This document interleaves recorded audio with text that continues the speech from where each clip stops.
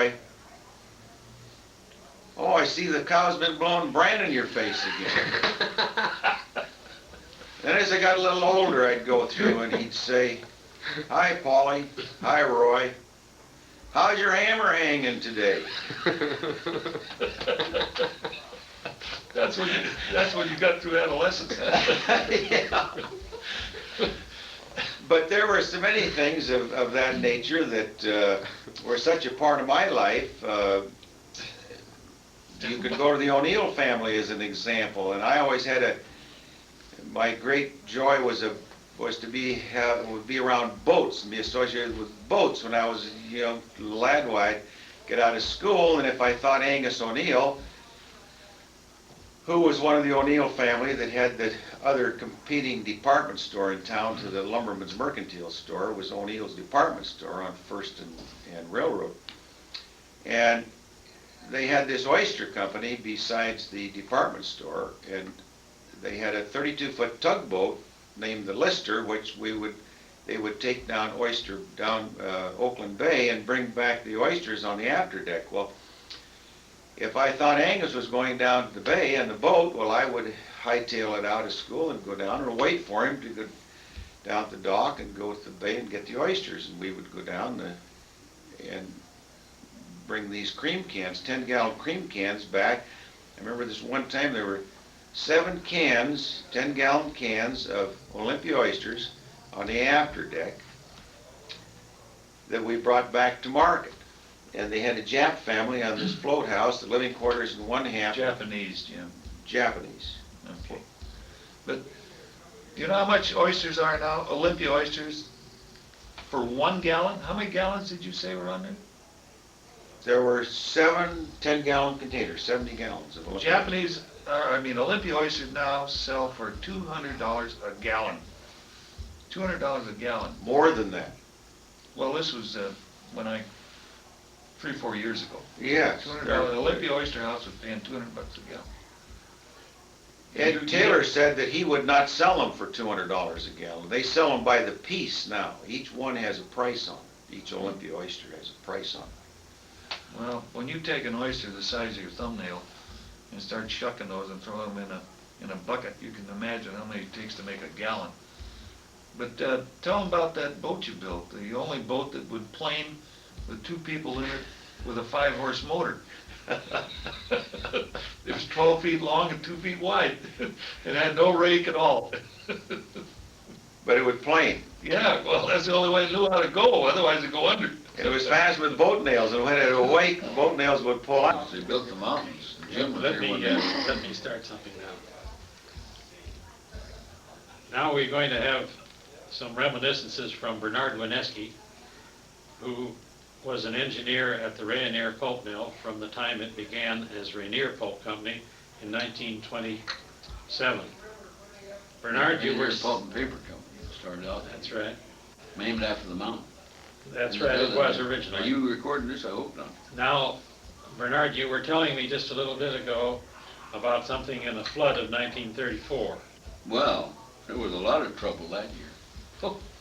Well, anyway, one of the significant things, or I wouldn't say significant, one of the spectacular things that happened was that old Lee Pauley, Jim Pauley's father, worked for Chevrolet, and the water was up about 14 inches in the storeroom.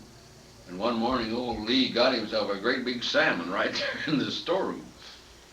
I don't know how the fish got in there, but that's where he found it, and it was a fact because I came along when they were taking his picture. I know that to be a fact. So that's the fish story of the year, right there. And of course, that was the year that the only way you could get across the creek on First Street was to walk on top of the railing. There was about that much freeboard, and you could walk on this concrete railing to get across. There were several other things. It was a significant thing was we had a water line and a waste liquor disposal line and several things on the 7th Street Railroad Bridge. That was really something. And we had 2 crews. Simpson had provided a crane, diesel crane, and it was getting pretty bad. The water was up underneath, and what made it so bad was that so much debris was coming down the creek. And every time you get a great big tree that lodged alongside the bridge, wasn't too long if more of it came, you could push the bridge out. Well, anyway, we had, making provisions for what had happened after nightfall, they cut just about a railroad, equivalent of a railroad car of brush alongside there. And it wasn't a minute too soon, because about the time they finished with that, it just started like a coffee mill working back of one of the foundations of it was on the north side of the bridge. Here this thing was indicate that it was washing below, you know, and that could wash out and your darn old footings would fall in and there goes your bridge. So we stuffed this whole carload of brush down in there, and then had this crane, I don't know, we borrowed stuff from somebody's yard there and filled that so it moved it down, and we filled it up and stopped it. The bridge didn't move. But that was as close as we came to disaster on that trip. But they had them, let's see, it was Franklin Fisher. Now he's an old timer. Is Fisher tribe up here? Yes. He was the one that climbed out there and cut the limbs off of this tree so we could get it to move. We cut it off enough so the crane could pull it out of there. We pulled it out and laid it in the neighbor's yard over there. But that was quite an interesting thing. We had a crew of people there that worked for, as I remember it, about 29 hours without we just brought them stuff to eat and they stayed right there and worked. And we kept this thing from going bad. A little bit ago, you were telling me another story that was interesting, Bernard. At one time when a friend of yours was in Thailand, you shipped him a Christmas tree. Now, what became of that? Oh, that was my nephew, Donald Scott. He just recently retired as a bird colonel from the Air Force, having made it his career. And he was in charge. The MIT has an adjunct up at Hanscom Air Base. It's literally just an extension of MIT. And they had this boy up there, and he was in charge of the project that had to do with rebuilding 747s to make flying command posts of them. And he retired from that after he finished the job. He retired from that. And the day after, Boeing hired him. He's worse off now than he was when he was working for Uncle. Back and forth across the country. What about? But getting back to your Christmas tree, I'm trying to avoid that. Well, anyway, years ago, we used to ship Christmas trees, because out in our backyard, Christmas trees were no problem, you know, until we sold it all off, but we had a lot of Christmas trees there. So I would ship Christmas trees, and one, I think, went the farthest was to Thailand, when Don was in Thailand. And we sent it Air Express, and that Christmas tree, I think it was about 6 feet. It was a pretty big one. We shipped it in a tube, paraffin tube, you know. And that tree served in the morning in the officers' quarters, at noon at the non-com officers' quarters, and in the evening in the enlisted men's quarters, and the next morning it served in the chapel. And they carried that Christmas tree around. He said they never got more mileage out of a tree than they did that time. And it was good too, because these guys were all from up in this part of the country, and here was a little Douglas fir tree right there on it. It was quite a thing. What can you remember from the very early years that might fit the slogan of the centennial of Legends and Legacies? Something, some memorable effect that someone had that they contributed in that early period? Legends and legacies. Well, it's going to be pretty hard to do. If somebody could go back and uncover a lot of the things that had to do with old Bert Hurst, he comes about as close to being a legend and also a legacy. He's the one that had well, he used to do a lot of towing, and he had a tugboat here on the harbor back in, well, he's got 2 boys and 2 girls. One of his girls was Dorothea, worked for the research department for a long time. She was the youngest one. And when we rented their boathouse down there, and I had a lab down the bay when we were making surveys of the salt water and inlet. I had 2 guys and 3 guys working in that lab down there, just doing nothing, working on seawater.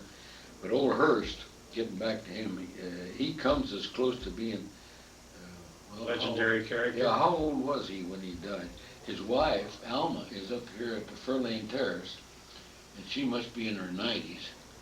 She was, I got acquainted with her in a rather strange way too. Her brother, John Kajomi, was one of the big wheels in scientific supplies up in Seattle.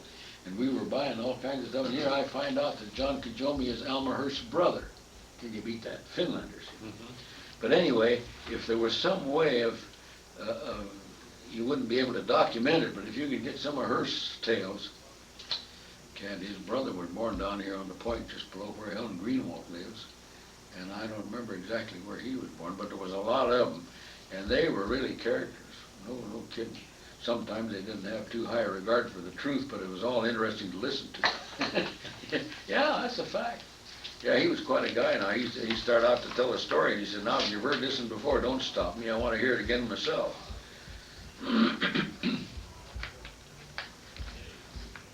Now, let's see if you're looking for characters. I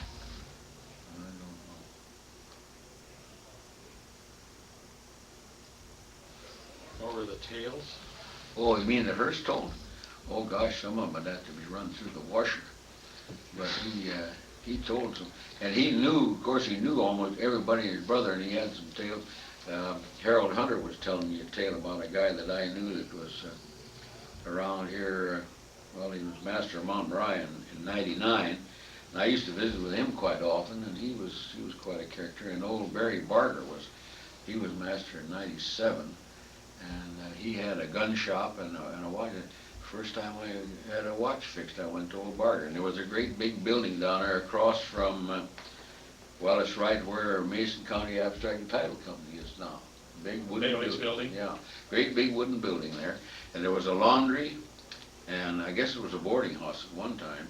But old Barry Barger had his watchmaking shop in that thing. And finally one night, nobody was looking, it burned down. The whole business burned down. And that's one of the stories about this thing here. A lot of these old buildings that were really priceless in a lot of ways burned up. So no way of preserving. I think one of the I felt badly about it was when old Joe Deere's house was taken down. It was down here right across from the old Methodist church where the jail is, down where the new jail is. It was a fantastic. It had 14-foot verandas on two sides. I remember when that house was taken down. Yeah. It had a turret. Yeah, that's what I was coming to. This turret is the thing that took everybody, right smack in the corner where the two verandas come together. Here was this doggone turret. Somebody in Olympia bought the turret, and I saw it going out of town, turned upside down on a truck. Oh, you did? Anyhow, a lot of things disappeared, and I think much of the old Shorter house, down, there's a picture in the paper, and it seems to me that was, the front of it is now on First Street. But it seems to me the way that picture sets, the front would have had to be on, what is that, Cedar Street? Cedar Street might have been the original frontage. Because they rehashed it. It's been rebuilt and built onto and so on for so many things. And old Mrs. Shorter was quite a gal. One of her daughters was a superintendent or a principal of the high school for years, Maud Shorter, in the regime of old Prof. Loop. That was quite a story too. There was a guy that I don't think he ever had any credentials to be a superintendent, but he was superintendent for a lot of years here. And it's still very well remembered too. Oh yeah. He left a family. That was a case where there's a family. There's quite a similarity between old Loop and old Mike Fredson. Mike Fredson was famous for having boys, and he wanted a girl so badly. I think was there finally a girl in there? His first wife had 6 children, and his second wife had 6 children, and I don't know yet whether there was ever a girl in that bunch. I don't know. And old Mike, he was determined to have a girl. That Mike Fredson family I knew one of his sons by the second marriage, old Frank Fredson. He used to live, by God, he lived right down here in this house. The next house down is where old Frank Fredson lived when I came to town. And his sons were Paul Fredson, who died a little while ago. He was up in the rest home. He and I were on the city council way back when. When was that? 1936, I guess, or something such. We sat side by side and smoked them out. The fellow that was mayor didn't smoke, and another guy was a non-smoker. And here was old Roy Kimball and I smoked these Van Dyke cigars, and we sat side by side. And then old Charlie Lewis and Paul Fredson smoked a pipe. And by the time the meeting was 15 minutes in session, you could slice it and pile it up. And here were these fellows that didn't smoke. It was a dirty trick. But anyway, there was Paul Fredson and the Fredson sisters, Dora and Rose. Yeah. And who were some of the others? Well, Phil and Lawrence. No, Phil was a different breed. He was in the other group. Yeah, he was in a different family. No, he wasn't part of that. He was a second generation of the first family. Well, that would have to be along with Frank, because Frank was, here was Mike, and then Frank, and then all these others, Paul. Paul is the third generation down, and then Kenny and these guys are the fourth generation. That's right. Don't get me mixed up in that genealogy, I'll forget how I got into the picture.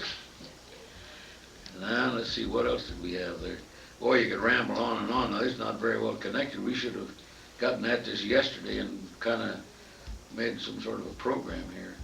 Interesting, I'm still trying, and I know darn well there are some guys here that are legends too, that if we could get hold of them, or get, let's see. You came from the University of Washington, Yeah. didn't you? And what was it you were doing in the first year or so? First year here, trying to figure out how to make this pulp mill run, mostly. There were, you see, sulfite pulp was brand new on the west of the Mississippi River. There were no sulfite pulp mills. And the sulfite process, I won't go into that, but is a peculiar way of reducing wood to cellulose and the thing that holds it together. And we had a matter here of, see, there was about 200 men that we used to start this mill. I think there were 6 of us that knew what sulfite pulp was all about, and we had to educate this crop and get them. Many of them were right off the farm and boom men and millwrights and what have you, making operators for a commercial industrial operation out of it. And we had to train, I trained so many people, and the biggest trouble I had was largely with people that had absolutely no respect for glassware. Crazy guys, you know, in the acid plant and in the bleach plant and the digester house, they had a certain amount of very simple chemical tests that they ran on the acid and one thing and another, and that required several burettes and some pipettes and one thing and another.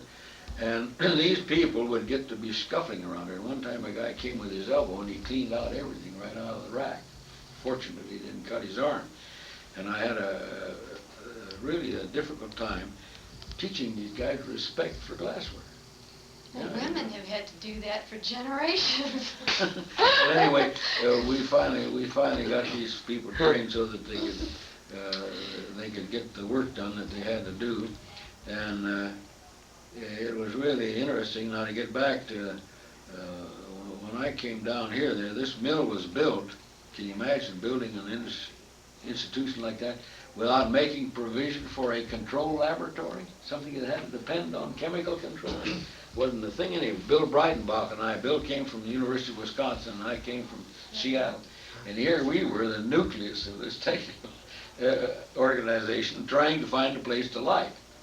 We hunted that place over trying to find a place where we could put a laboratory, and there wasn't anything. We wound up with that old monitor up there on the end, you know, up on the 3rd floor above the bleach plant that was originally built for another washing machine. And since they didn't put the washing machine in, they decided we'd stuff all of this thing in there. Well, to begin with, it was too small, but we made it. Well, anyway, when we started the mill, I unpacked the analytical balance and a lot of the stuff, glassware and stuff I needed, and we were under the front porch of the old office building. Yeah. It's been demolished now, but there was that under there, and that's where we set it up. I set up the balance in the case in which it came from Scientific Supplies, and all of the other things. We had a Bunsen burner for a gas torch in place of a Bunsen burner.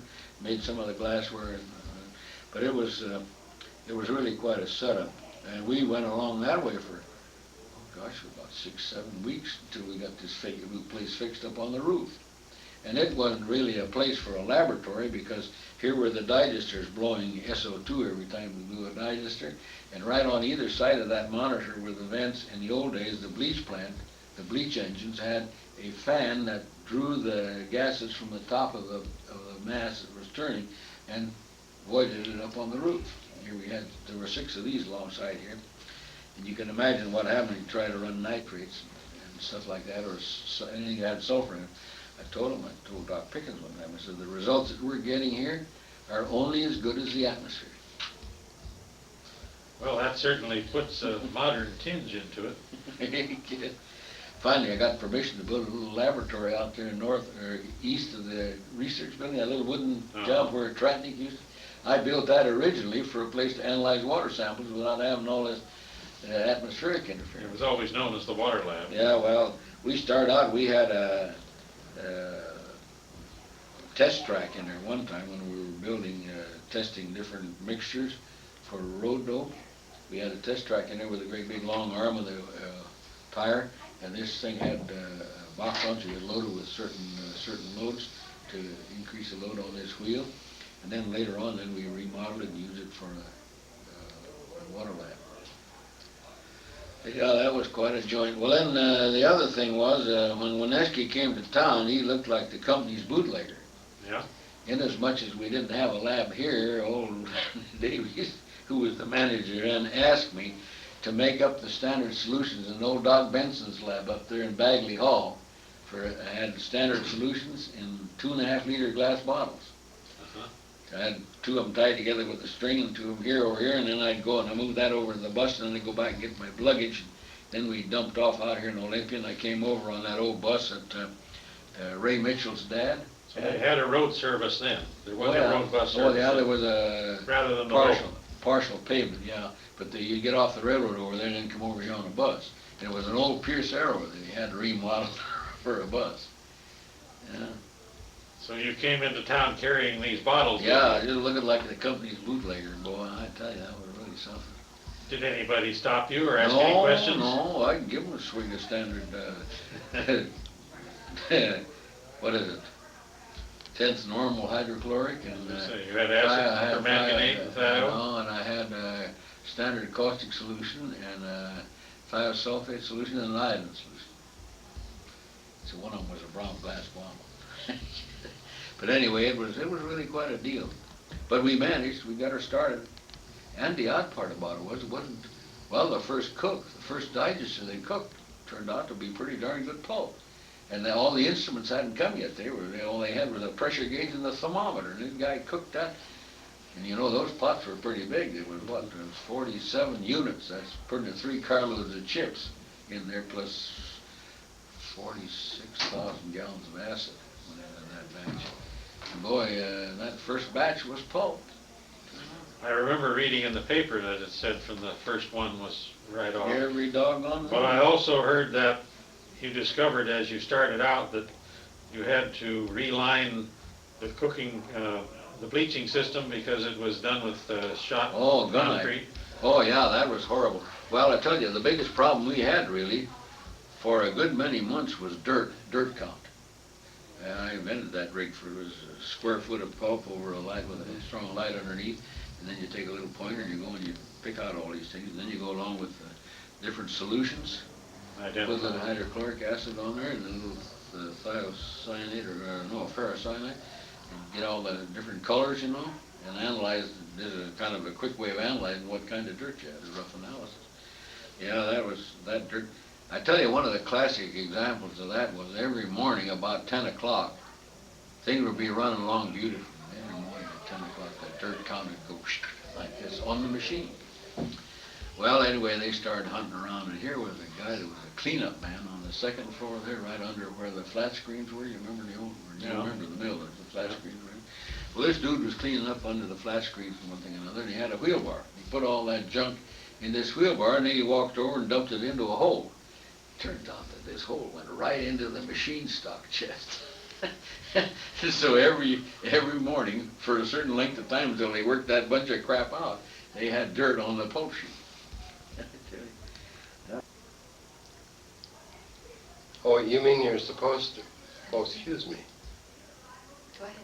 Are you taking our picture, or are we You conversing? You just start talking. Well, Oh, what are we gonna hear from? we talk about Doug. Yeah, he lived up this. Lived way up there by the creek. He lived up by the creek, and he was quite a character. He used to fish out of the creek and regale all of we young people with stories about Shelton as it was growing That's where I up. learned to fish, in that little creek. That's right. Yes, I can remember we had a flume that bordered our yard, and my 2 sisters would go down to the other end of the flume where it connected to another creek, and steelhead and salmon would run, and they would beat the water. I put my hands on the flume, and as the fish swam by, I flipped them out in the yard, and we had some very nice fresh fish. And we built a bonfire and had baked potatoes. And Oh, those are the good old days. Yes, we were neighbors. I was a newcomer, came from Alaska. Well, I was 3 months old when my folks arrived in Shelton from back east. Yes, we came out, as my folks used to say, came outside from Alaska and went to Seattle. My dad answered an ad in the Seattle paper from Mark Reed, who, of course, is one of our founding fathers, you might say, head of Simpson Timber Company. And they had a big company store at that time. And my father answered the ad and subsequently was hired as new manager for the Lumberman's Mercantile Company. And the store at that time was well known. One of the things, they had quite a unique slogan. It said, "We sell everything from a needle to a locomotive." Yeah, that's right. Yeah. Well, my dad was a very ardent Shelton booster. He used to transport the athletic teams in his car as much as possible, and pick up kids after school and take them home. He never turned down a civic duty. He was head of the bond drives, and he started the first Kiwanis Club in Shelton, and was the guiding force to keep the Rayonier pulp mill here in Shelton when there was a danger of it going out of town. Later, the store was recognized in Nation's Business magazine as doing the largest volume of business of any store west of the Mississippi within a town near 10,000 population compared to Shelton. And when that honor was received, why, he was asked to come to New York City and speak to the National Retailers Association. I remember going to, years later, when I was in the insurance business, was in Miami, Florida. And a little fellow came up to me, an older man, and I had a name tag that said Walt Elliott on it. And he said, "You wouldn't happen to be from Shelton, Washington, would you?" And I said, "Yes, I would." And he said, "You know," he said, "I met a fellow with your name," and he said, "Did you have a father with the same name?" And I said, "Yes." And he said, "I never will forget the talk that your father gave." He said, "All of us in New York just were in awe of what he said," and he said, "I never saw anyone sell a town like your father sold Shelton, Washington." He said, "We in New York knew where Shelton was then." His dad got me my first real steady job here in Shelton years ago at the hospital where I worked then for 4 years in the office, doing office work. In this building, we used to have it was the LM get-together at Christmas time each year. All of the employees were here, and they would have entertainment and dinner. Really a fine time of fellowship. When I was going to college, Saul Reed got me into boots and saddles because he knew I rode horseback. And of course, Saul and Frank and I grew up together in this neighborhood anyway. We were real close friends. Lots of memories.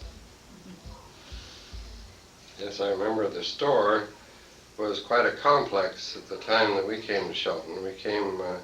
My father came here in 1920, and the family came into Shelton by boat, ended up the last part of the journey on the Saul G. Simpson. And one of the first things we did was join the Methodist Church, which was the first church here in Shelton. It at that time was down on 2nd and Coda. And it burned down not too many years after that.